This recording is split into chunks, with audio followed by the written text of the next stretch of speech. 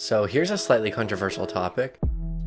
What is going on, dudes and dudettes? Major Pineapple here. The PlayStation 5, the Xbox Series X, and the Xbox Series S just released and everyone's super hyped about these systems. I can't wait to get my hands on the PlayStation 5 specifically, and if I get an Xbox, maybe the Xbox Series S. And while I am excited for these systems, today I'm going to be talking about why I'm not getting them until 2021. Don't get me wrong, I am super excited for these systems and I can't wait to explore the worlds that we'll be stepping into for the next 7 to 8 years, but right now I feel like I can wait. Anyway, let's kick off this list with...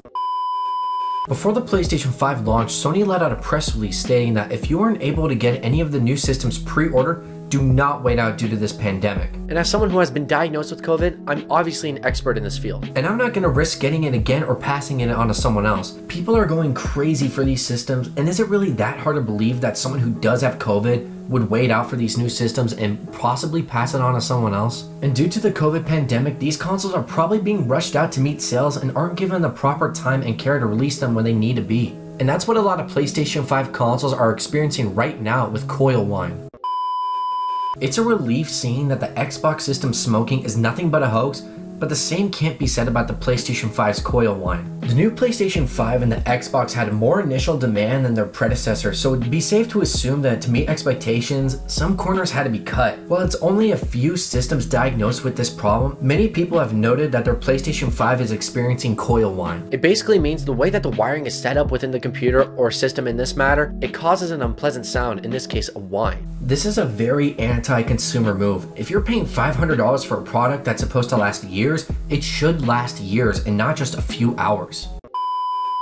Halo got delayed to early 2021, and Miles Morales and Sackboy are already on the PS4, and Microsoft has even stated that there aren't going to be any Xbox Series exclusive games until after the first year of being on the market. Most of the big games coming out soon are already coming out on the PS4 and the Xbox One. I know the experiences on the now previous gen systems are downgraded, it's just not that much of a noticeable difference. And thankfully to Microsoft's smart delivery system and Sony's upgrade on most PlayStation games, you'll be able to get the current gen versions of these games. I already plan on doing this with Miles Morales and Sackboy whenever I get my hands on that.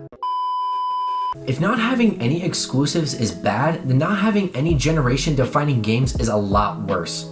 It took almost 2 years being on the market for the 8th generation to truly feel like it was getting its own unique experiences. For me, it did start off with Batman Arkham Knight, but that's just my personal opinion. And Jim Ryan is stating that we're not getting any of these generation-defining experiences till 2022. If that's the case, then it seems like a total waste having these consoles right now. And are you going to argue the fact with me that the 7th generation of consoles didn't have the best games ever? Modern Warfare, Super Mario Galaxy, the Ezio Trilogy, The Last of Us, and the Wii Sports games, all from the 7th generation of consoles, got ports or remasters or collections to the 8th generation. And there's even more games from the 7th generation that we didn't get remasters of that need to be remastered in the 9th gen. Also, some of the best games to release as of late are indies like Shovel Knight, Hades, and Untitled Goose Game. All these games take nothing to run, and it's a bit overkill to buy a $500 console for these.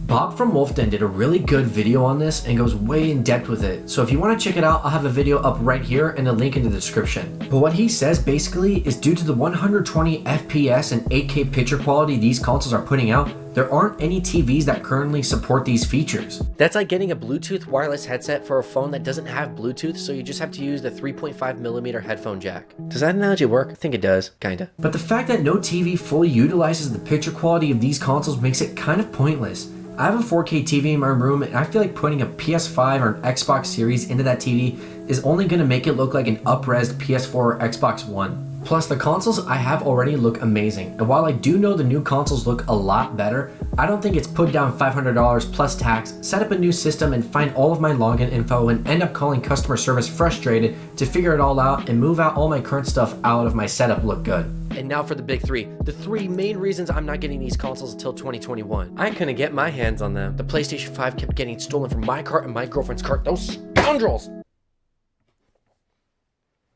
I think it's getting a dent now. If it is in your cart, that should secure your purchase. The fact that websites like Target, Best Buy, Amazon, and Walmart can't handle this internet traffic is some bullshit. I have no idea where I'm gonna put it. I have my Switch, my PS4, my laptop all set up on my drawer. I have my Xbox One VCR on my desk, and I have the Wii U set up in a den, so where am I gonna put the PlayStation 5? I know all these things to get moved, it'd definitely be my PS4, but where am I going to put it? It's a limited edition Spider-Man PS4 Pro. I have no idea where I'm going to put it. I want it to be safe. And I'll be honest, I haven't completely thought of the whole rearrangement of my setup, and I don't feel like dealing with it right now. It is way too expensive right now. While I think that $500 is a fair price, I think for what you're getting right now, it's not worth it. The fact that these things cost $500 and there's no system selling exclusive for it right now is not worth it. I think by mid 2021 we'll see some more exclusives, but I'm not holding my breath. I also heard there's no warranty for these systems, so if they crash, you're screwed. I don't know how true that is, but it's still something to think about. While I might not see the value in these systems right now, I'm still looking forward to getting my hands on a PlayStation 5, hopefully by early to mid 2021. Anyway, dudes and dudettes, I hope you enjoyed this video. Be sure to click that like and subscribe button, and let me know down in the comment section below, were you able to get the PlayStation 5 or the new Xbox? And so, which one? Did you go the digital route with the Xbox Series S and the PlayStation 5 digital edition? Or are you gonna go old school and shell out the extra cash for the disc tray? I know me personally, I'm definitely getting the physical PlayStation 5.